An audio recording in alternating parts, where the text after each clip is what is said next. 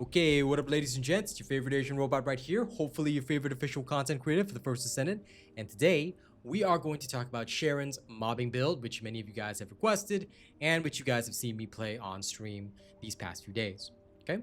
What I'm going to start by saying is that I have not maxed out the reactor for this particular build, but it still kicks ass, and we will show you that. If you max out the reactor, your results will be even better than mine, so please do enjoy.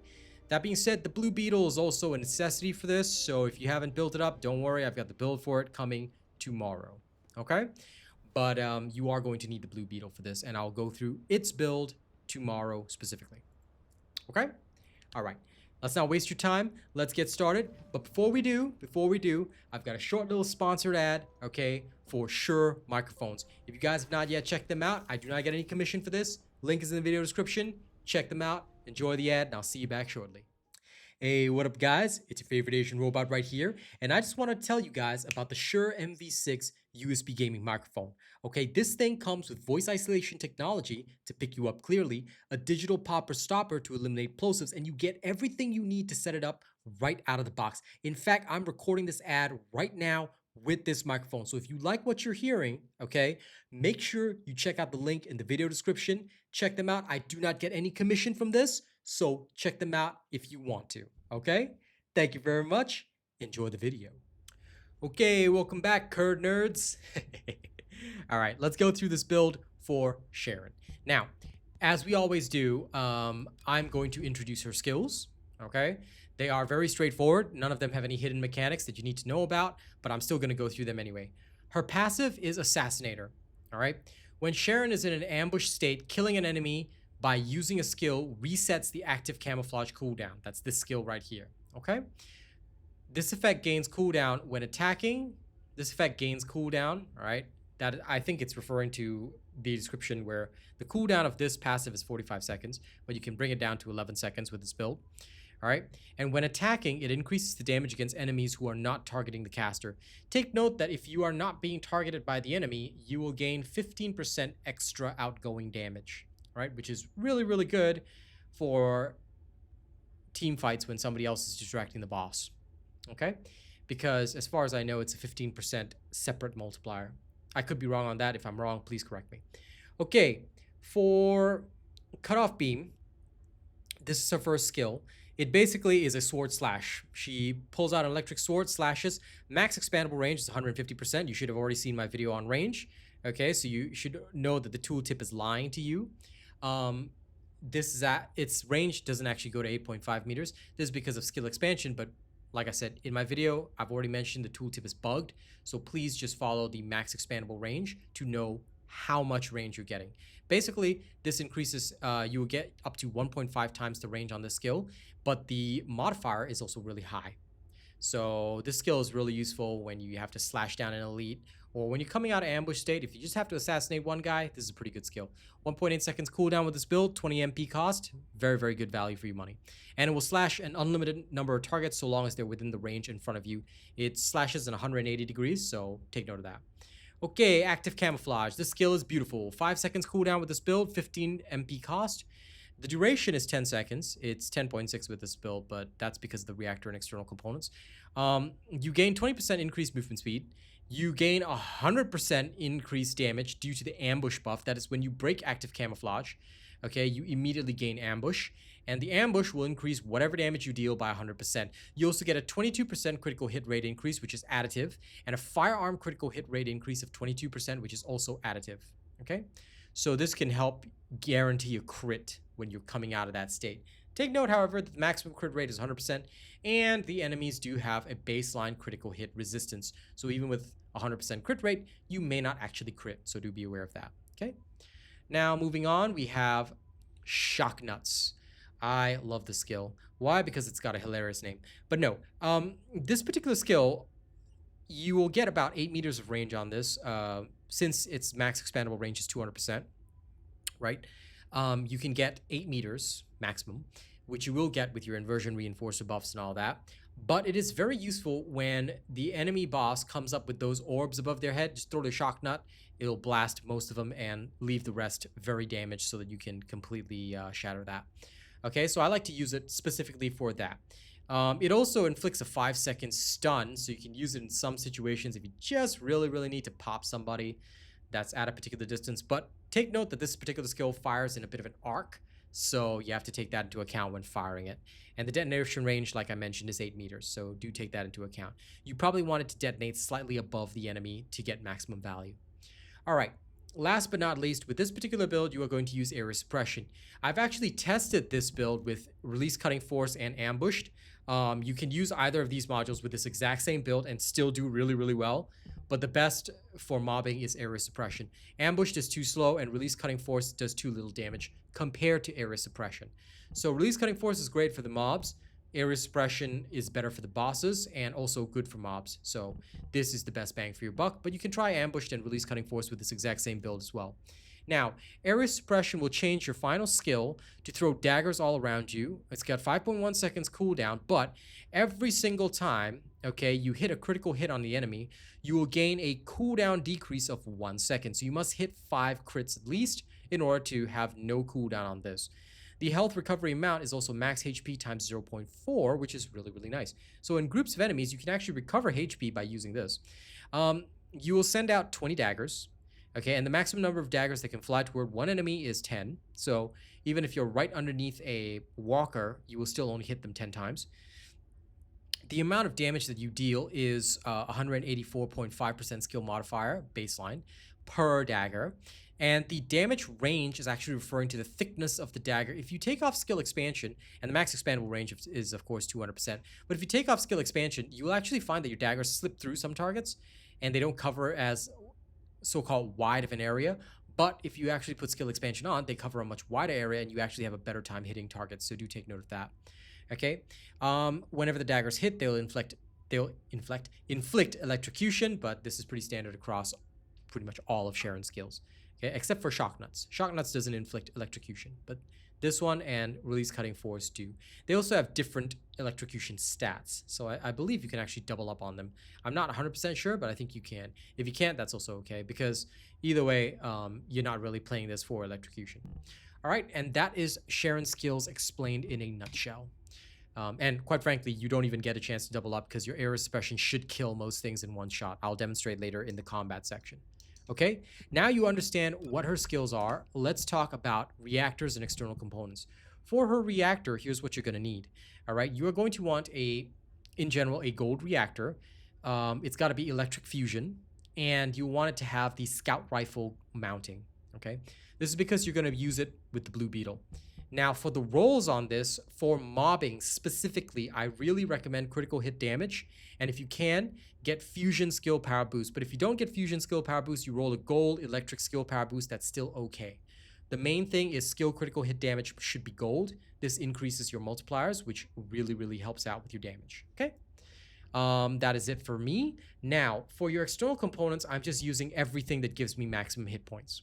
Okay. You don't have to worry too much about components. You don't need the Slayer set to kill your way through everything. Heck, I've only got 2 upgrades on this reactor, so you don't need a lot of stuff when it comes down to it. You can just go ahead and start mobbing with just this, and you will still win. Okay? For your external components, the roles are max HP, MP recovery out of combat. If you want to use it for farming, get module drop rate increase and max HP. For the sensor, max MP, MP recovery in combat. If you are farming, make sure to get consumable drop rate increase.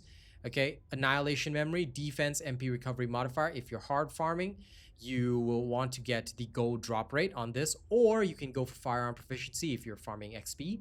And last but not least, annihilation processor, max HP, max shield, and shield recovery modifier. However, if you are farming, please take note, you will need equipment drop rate increase. Okay? So that's it for the options. That's it for the external components and reactor. Now let's move on to weapons. Like I said, Blue Beetle is a necessity. Okay, I'll go through this full build, but this is essentially what I'm using. I use the same thing that I use for Viesa, and it works beautifully.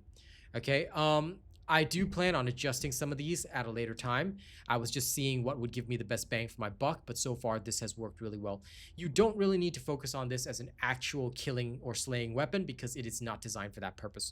What you are actually going to use this for is for its unique ability, which, as you know, when you use a fusion skill, it'll give you 115% crit rate. So you're not actually firing this gun much except to maybe break a barrier or things like that.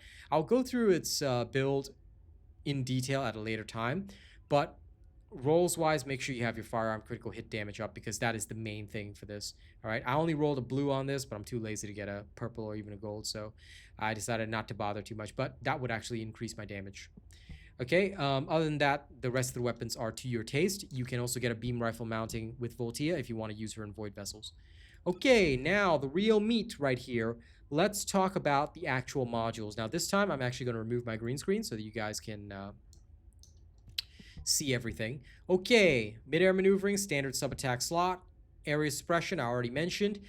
This is your Transcendent module. Now, your only survival module is increase HP. You do not need anything other than this, because Sharen can go invisible and be immune to being targeted. Okay, so don't waste your time with another HP slot. Rather than that, what you need is nimble fingers and MP conversion. Yes, it will affect your maximum MP, but the cooldowns are too good to ignore, so make sure you have both of these. All right, MP collector is a necessity for the mobbing build, because you need your MP back, otherwise you're going to spam it all and you run out and you can't really suppress the area. You don't need any damage increasers like dangerous ambush and all that kind of rubbish. What you just need is MP, and MP collector is enough. Skill insight, skill concentration, these two are pretty standard for any crit build. Focus on electric, focus on fusion. This will further reduce your cooldowns and therefore help you out a little bit more. Okay, you can choose electric specialist if you want, but you would actually get more value out of fusion specialist for her particular build, because the skill power modifier of area suppression is relatively lower.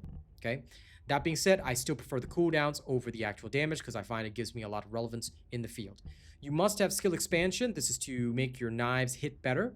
Okay, and you do not want to have any more range mods, because the maximum range is 200%, 150 for the sword, so you always choose the higher value, 200%, and then you put the range mods in accordance with that. If you haven't seen my video on skill range, you might want to take a look at that, because that one is quite important. If you do not know what you're doing with skill range, you are going to have a bad time, because you may end up overcapping like I did in the past. Emergency measures is the last module you'll need. This increases your skill critical hit rate by 64.6%, skill critical hit damage by 27.7%. If you find that you can function just fine without this, okay, then what you are going to put in its place is actually front lines. This can actually make you mob better, so to speak. The difference in crit rate is about 6%-ish. I didn't do an exact calculation, I just roughly guesstimated, but it's about 6%-ish. And actually, no, sorry, the crit rate here is 27%, and emergency measures is 64. So the difference is yeah, actually it is roughly about 6%. So if you feel like you can do without the 6%, then choose front lines for more damage and faster boss kills. Otherwise, choose emergency measures. I will happily do this with front lines with the lower crit rate, just to show you that the build stays relevant. I mean, either way, when you go in invisible, you will have 100% crit rate, so you don't have to worry about that. This will give you more damage, like I said, so the choice is yours at the end of the day. Choose in accordance with what you need. Otherwise, don't worry about it too much, okay?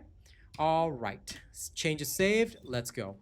Now, I've shown you guys the reactor, external components, the modules, the weapon that you need. Blue Beetle will have its own build video separately. Let's actually go into a demonstration. I'm sure you guys don't just want to see me talk about this build. Let's actually go through a demonstration of this build. We'll go straight into a 400%. I believe that the unknown laboratory is good. We can also use the asylum. Either way, it doesn't really matter. Okay, here we go. Don't want to live in asylum, I'll live a lie. Okay, busting out a little bit of Disturb for you. Oh my god, I got a cowlick here too today. What is with these videos and cowlicks, I swear? Okay, let's get going. Let's go wipe it out. Now, I'm showing you this with area suppression, but like I said, you can use release cutting force if you want to, you know, unleash your Bankai and feel like you're Ichigo, or you can choose to go with the ambushed version, but the ambushed version is really slow, especially when mobs are dense. If you ask me, it reminds me a lot of my Bunny's high voltage farming build. Very high damage, but it's not very good in those situations where there's lots of mobs. Okay, so I use the cooldown on active camouflage and just basically get 100% crit rate whenever I want to cast. All right, you basically get to do it twice in a row, usually. But then after that, you'll usually only get it a single time, because your passive has its own cooldown, which you need to take into account. See, my passive triggered there, so I can use active camouflage again anytime, right? But my passive is still cooling down, so I don't get the cooldown back. Okay? But basically, you can become a spinning Beyblade and just sort of, you know, run through this. The only downside is that, unlike Bunny, you cannot increase your movement speed, so you'll have to come up with other ways to go fast. Now, the other problem is, as you can already see, this skill does not have a lot of verticality. It's a very horizontal skill. So if the enemy is on a slightly higher plane, they actually won't take any damage from your daggers. So just be aware of that. It can cause issues, okay, if you're not careful. And it's very, very difficult to utilize this properly in maps where enemies are not on a flat surface. So just be aware of that, okay? Now, if you don't hit enough crits, that's okay. But your skill will have like a 5-second cooldown, so just be aware of that. Alright, especially if you're rushing through stuff, you want to try and make sure that you're getting those crits. If you get enough crits, your skill cools down and you're good to go. Okay, don't get enough crits, it won't cool down fast enough. So where possible, okay, use your active camouflage and abuse the power of that. And you should have a generally good time with this. Okay, all good. Alright. I'm glad I'm clear. There we go. Let me just wipe my way out. Excusez-moi. There we go. Let me just head up there. Kill these guys. Active camouflage. They'll all just stay happy for a second. Notice that the enemies that are down below me didn't really die. Yeah. Like I said, if the enemy is on a different plane, this skill will struggle to hit them. So that is one of the biggest downsides to this skill. You want to be pretty careful with that. Try to go right up close to elites, because if multiple daggers tear through them, they will take massive amounts of damage. And that's basically how I play this. I abuse the fact that my daggers can really go through targets, and bada bing bada boom. Like that. You can literally cast right on top of them. And also don't forget that now there's a double jump after the grapple. Okay, I didn't realize that until yesterday. Silly me, right? But being able to double jump is fantastic.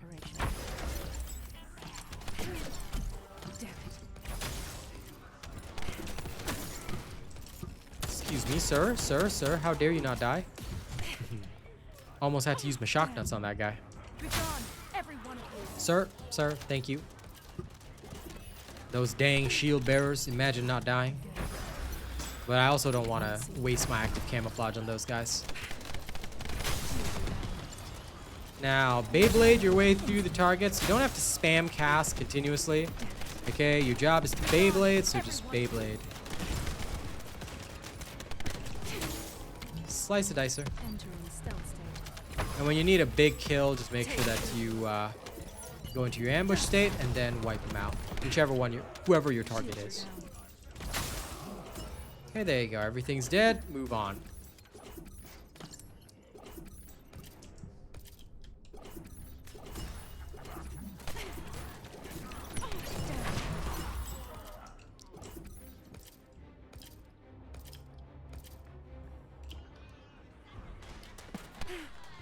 Shields are down.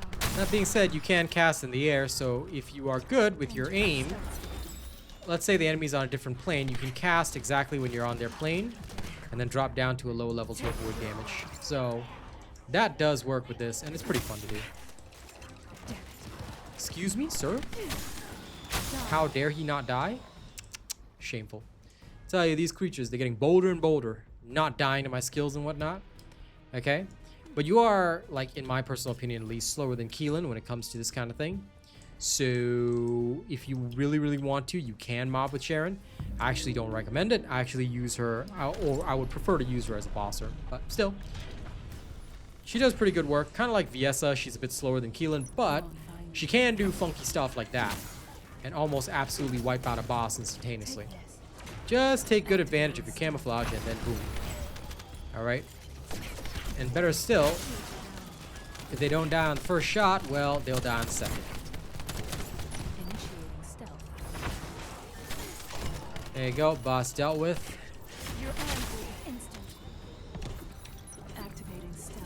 Sorry, Elzeroke, if you don't mind, I'm just gonna slice and dice you.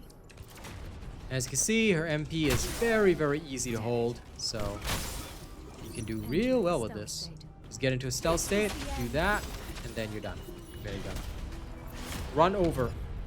Okay, this map is normally done in about 4 minutes with Bunny. Takes about 5 minutes, 21 seconds with Sharen. Again, she is a bit slower because you have to get in position, worry about the different planes, but she's not all that slow. Okay, about a minute difference. So if you have fun with this build, then by all means go ahead. You'll probably tear through this stuff. All right? thank you very much for watching this video. I hope you guys have had a good time. Sharen isn't the best mobber in the game, but she is pretty darn good. And she's a lot of fun when it comes to absolutely wrecking the bosses. So that is really awesome. Once again, thank you very much for watching this video. Don't forget to register me as your content creator. Don't forget to like, share, and subscribe if you haven't already. And now, we have January's top supporters. Okay, I gotta pull up that list. All right, we gotta thank them before we go off, because otherwise, that wouldn't be very nice. Channel members, I'm so sorry. You'll probably have to wait till later in the month. I will pull the list at some point, but I'm so busy most days. Anyway, here are our top supporters for January. Top tipper is CG Mayhem. All right. Top tipper list includes Bravo7910. Top super chatter is Lawbreaker. Top super chatter list includes D. Russ, Phil the Megapint, George Tishon, Chanel Name, Sir Tommy.